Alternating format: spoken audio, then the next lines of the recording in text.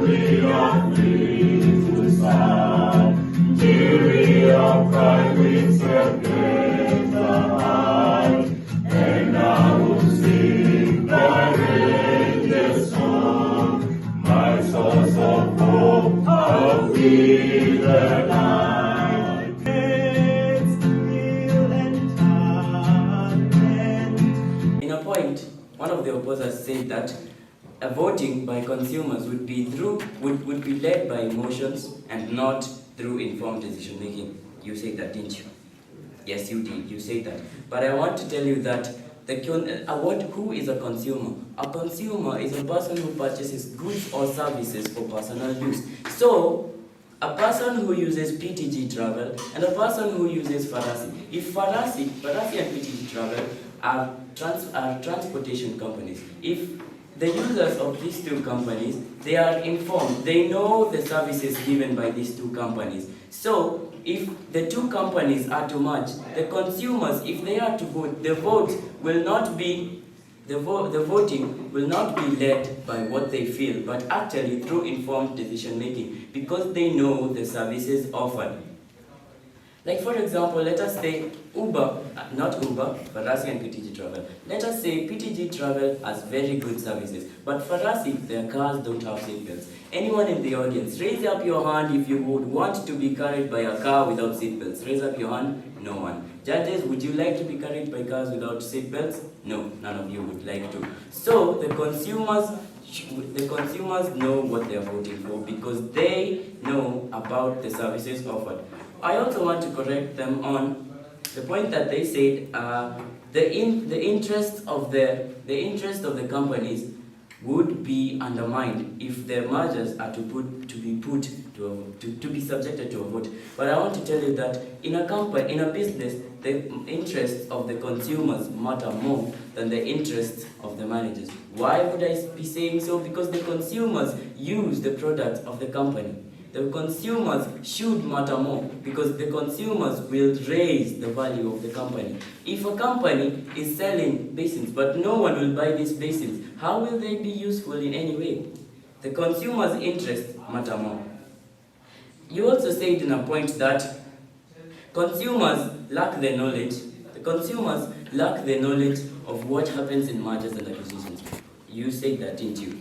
Yes, you did. You did say that. But I want to tell you that they are the users. They do not need the knowledge. All that they need to know is the services offered. If they know of the services offered, they would subject. If a vote is subjected to the mergers, they will know on what to vote for. I believe that I have watered down all your points and showed you that you're wrong. But I cannot leave you in the dark knowing that you're wrong without knowing what is right. Because I can't just let you propose this and then go to a company, PTG Travel plus Farasi, and they become PTG Farasi. I can't let you be transported by a car without seatbelts. I have to tell you what you have to do. So my point is, I have to show you the benefits of the mergers and acquisitions being subjected to a vote by the consumers. Number one of my points, consumer sovereignty. This is according to Investopedia. Consumers ultimately drive the success of companies through their purchasing power, allowing them to vote on mergers, ensure their preferences and interests are considered. I hope you understand that point because it is self-explanatory. As I told you earlier, consumers ultimately drive the success of companies through their purchasing power. Allowing them to vote on mergers will ensure their preferences and interests are considered. As I said earlier, no one wants to be carried by a car without seatbelts. Now, I know you've seen a little bit of light, but you need to see more of the light before you learn how to walk. Because you cannot walk in the dark, you need more light. Okay? So I will give you another point, which is according to Financial Times and the Stanford University, which is ethical considerations. Consumer voting introduces ethical checks into mergers, ensuring that decisions align with the consumer values and expectations. A consumer will not expect the services granted by PTG Travel, will not expect the the quality of the services to deteriorate when PTG Travel and Farasi combine. He will expect the company's services to be better. Therefore, this point has been explained well, and I believe you have understood. So I do not see any importance of you staying in the opposing side. My final point is innovation diversity. You say that if these two companies combine, then there will be lack of innovation and eventually a very low quality of services. But I want to tell you that consumers voting on mergers, this is according to Harvard Business Review, consumers voting on mergers can promote on innovation and diversity in the marketplaces by favoring mergers that enhance product variety and technological advancements. How? I want to tell you that the consumers, they are grown-ups, they're not children. Children cannot vote. Grown-ups are voting, and they know what they are voting for. They know that they are voting for the betterment of the services given. When they vote for this, the services will be better. And the company will know that the consumers favored this merger because they expect better services. Therefore, innovation will increase. The quality will not deteriorate, as they say. The quality will increase.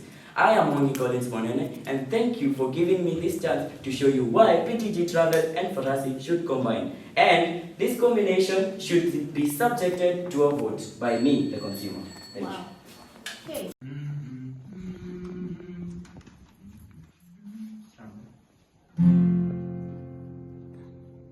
Lord God Almighty, guide us to Njiiri, and God of heaven. Oh, Njiiri, our shield we are free to serve. Njiiri, our pride is tempted the high, and I will sing the religious song. My source of hope, I'll be the light. Oh, Njiiri, else self-reliance, producing the citizens. Oh, Njiiri, our shield, we are free to serve. Njiiri, our pride, we celebrate the high, and I will sing the religious song. My song. Right, Collins? So, don't lie. Stop lies. Give facts that indeed are true. So, my work here, I'm here to rebuttal the points given by our opposers, and I'm going to pin out the points given by our proposers. First of all,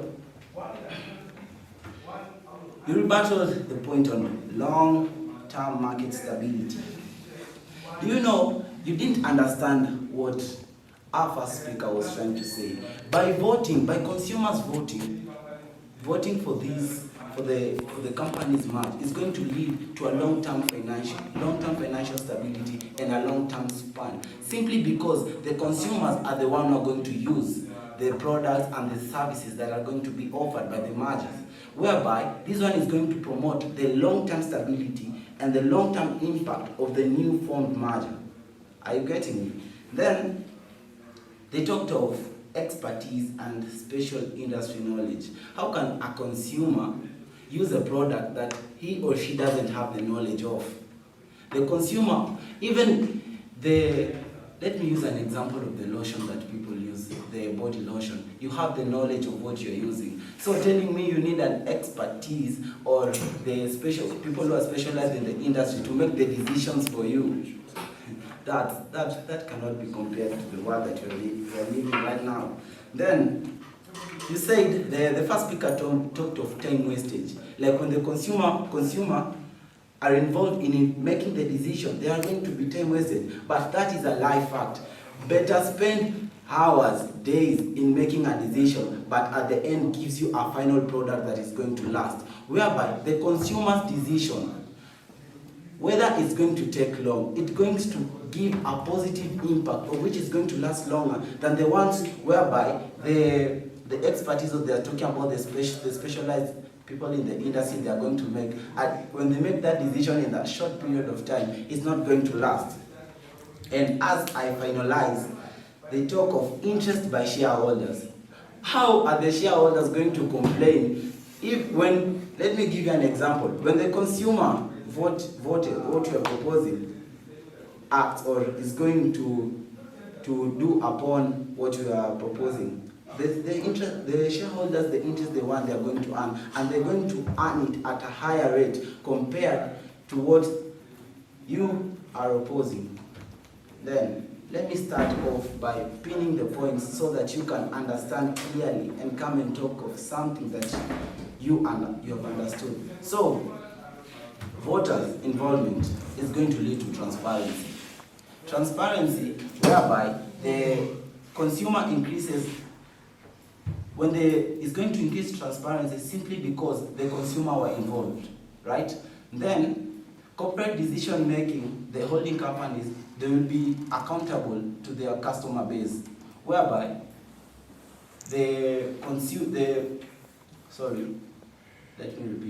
consumers increases transparency in corporate decision making, holding companies accountable to their customer base. This increases the transparency. Second, our first speaker spoke of consumer rights. The consumer have the right. The consumer have the right to choose on which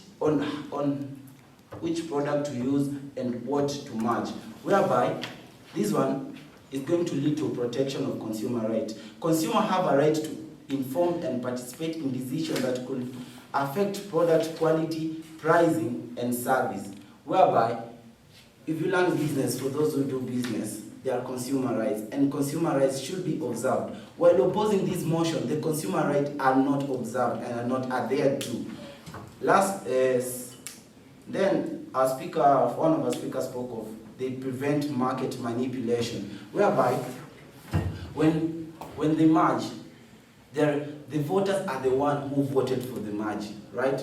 Then when they are being manipulated, it's their fault. So when the two mergers merge because of the consumer vote, it will prevent market manipulation, whereby the consumer voted for something they are sure of. They know this one and this one, they merge, there are not going to be biases and sorts of. Then this, after all you have combined, it leads to market stability, whereby the voters are the say. The voters are the ones who proposed for the margin. So it's going to lead to market stability. Let me add on two more things. First, I'll ask a question. Shouldn't consumer involvement in mergers lead to more ethical corporate practices? And second, isn't it consumer satisfaction the ultimate metric for business success? I hope you have digested that. So, consumer sovereignty. Consumer ultimately drive the success of companies through their purchasing power, allowing them to vote on mergers, ensuring their preferences, whereby the success of companies, it's considered on the consumer purchasing power, whereby if the consumer vote for a certain merge, it is a guarantee there's going to be a high purchasing power for the merge. And lastly, the ethical consideration, whereby our second speaker talked of. Consumer voting introduced ethical checks into mergers, ensuring that the decision align with consumer values and expectations. While I conclude, let me give you examples of mergers that have excelled. Thank you. That's it, my time.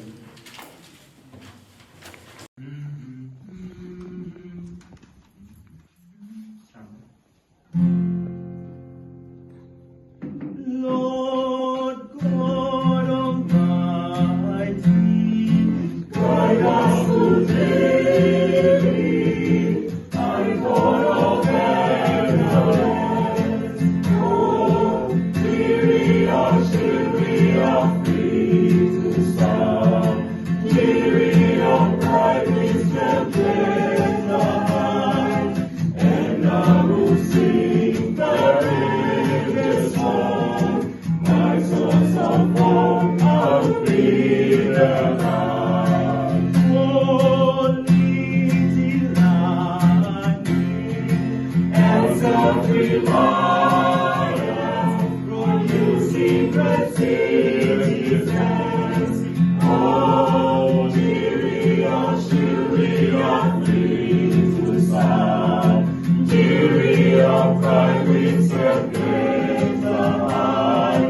And now Tell them how the company will gain money, but we actually did, because a company depends on the consumers, not on the interests of the managers, not on the interest of the expertise of the board of governing, or on whoever they say the expertise are whatever.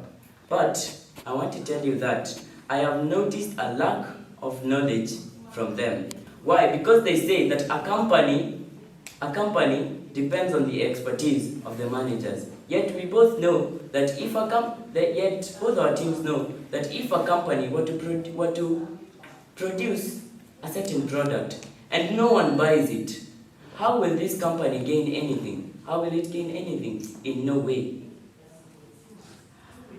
So I want to tell them that instead of giving arguments with no base, you should do more research, understand what a merger is. Instead of, like you did, focusing on one company, you should focus on what a merger is. You said that we did not focus on the longevity of the company, but we actually did. We told you that the consumers' interests are the most important, more important than the interests of the managers.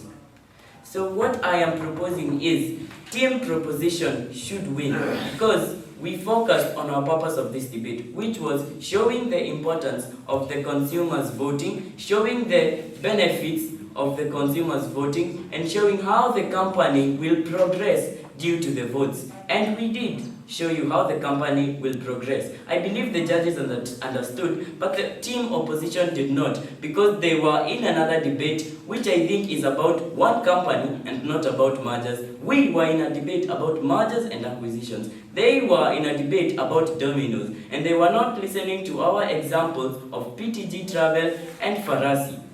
And as I conclude this reply speech, which actually the third speaker, this is also why I think we should win, because the third speaker gave a reply speech. He does not know how to debate. Instead of summarizing his team's points and pinning down the base of their argument, he came and gave a reply speech. I'm pretty sure that you noticed that he gave a reply speech. Thank you very much for giving Mwangi Collins Monene from Njiiri School this chance to bring them back to this debate, and to also show you how the company will progress due to the voting of the consumer. Thank you very much.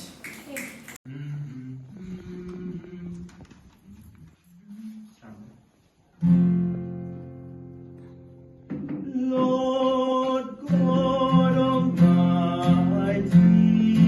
guide us today,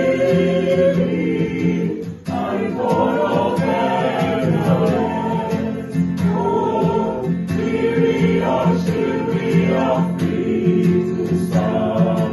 Njiiri, pride. Action. So we are just back from the second motion, and like the first motion, this went very successfully. We actually scored above the Light Academy. Yeah, now we are going to the auditorium to get our next team that we are going to be debating against. That is for the third motion. So catch you later. Holistic knowledge through teaching and mentorship. Oh, Njiiri, are free to sound. Njiiri, pride with the